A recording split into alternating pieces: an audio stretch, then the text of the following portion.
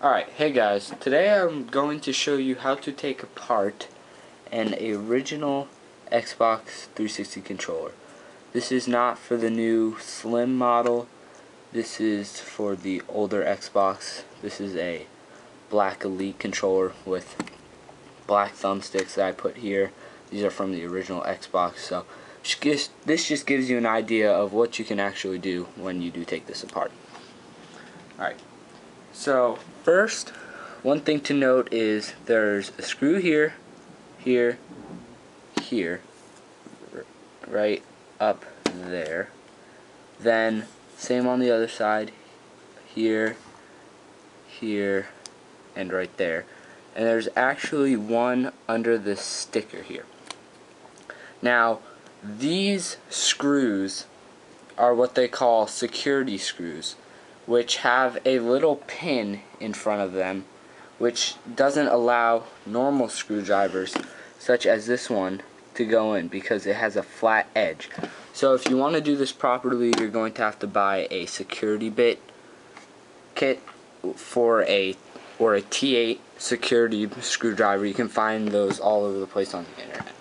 So what I did, since I did not have one of these, was I took, let me see here, I took one of these very small screwdrivers, as you see the proportion, they're really small, and I just stuck it in here and I broke that little pin right out. So therefore it's just like a normal screw. So as you see, let me try and get a closer view for you. There is not a pin. I'm pretty sure you can't really make that out, but there's no more pin in there. You'd be able to see one. So since that's out, we can begin the process. You're supposed to use a T8, but I am using a Torx T10, which works well too. I've had success with this. So the first thing we're going to do is we're going to remove this first screw right here.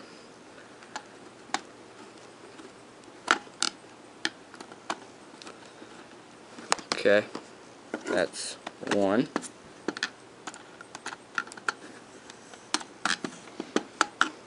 Not coming out. There we go.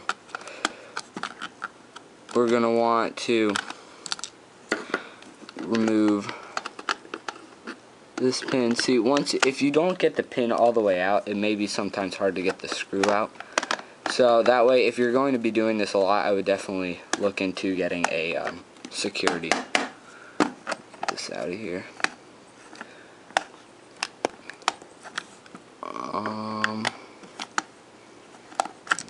Get that one.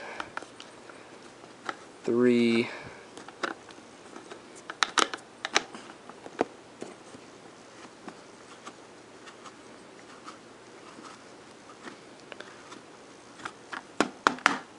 And I'll go ahead and fast forward through the rest of them to save time.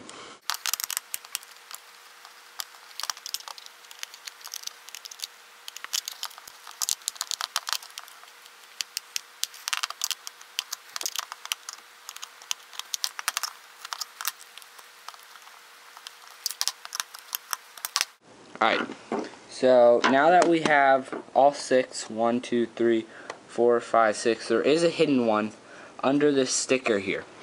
Now keep in mind, once this sticker is taken off, it will void the warranty of this controller. So if you do mess anything up, the Microsoft or Xbox company will not replace it. So keep that in mind. So we'll just take this off. It just peels right off. There's a little screw under there.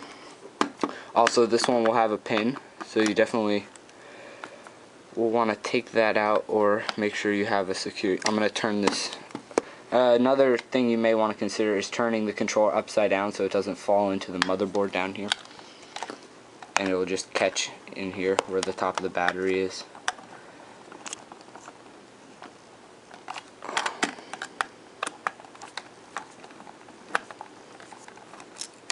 Alright. And there you go. That's how you take apart the 6 screws. Now, in order to get the casing off, what you're going to want to do is flip it upside down and place your fingers on the thumbsticks, right like this, and then get your fingers, and you're gonna want to pretty much just make sure the bottom is flipped upside down, and then just try and wiggle it off. Make sure the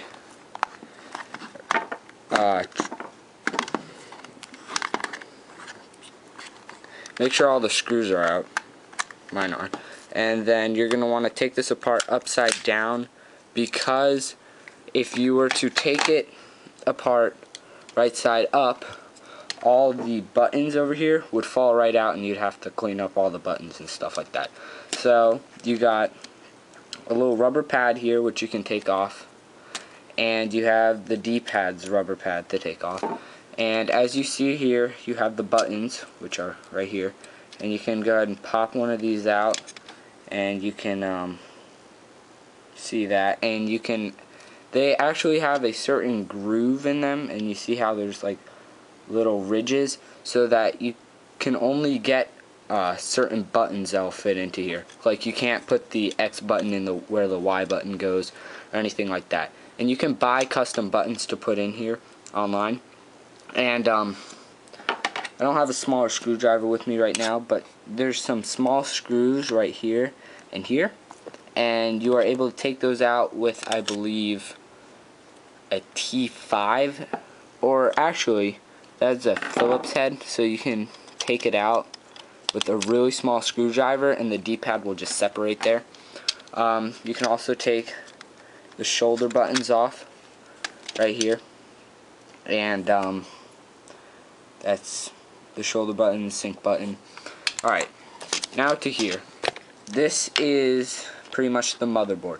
So in order to get this out, what you're going to want to do first is take this gray piece right here with the mic, and you're going to want to just slide these out like that, and then you have the motherboard here, and that will just pop out. But one thing you have to do is push down the top triggers here like that, and pull up with your thumbs under here, and you'll hear that come out. That's just the springs on the bottom that holds the battery.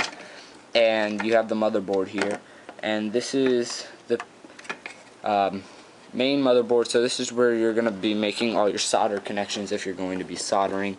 There's 4 LEDs here, right here, here, here, and here. And the thumbsticks, they just pop right off like that.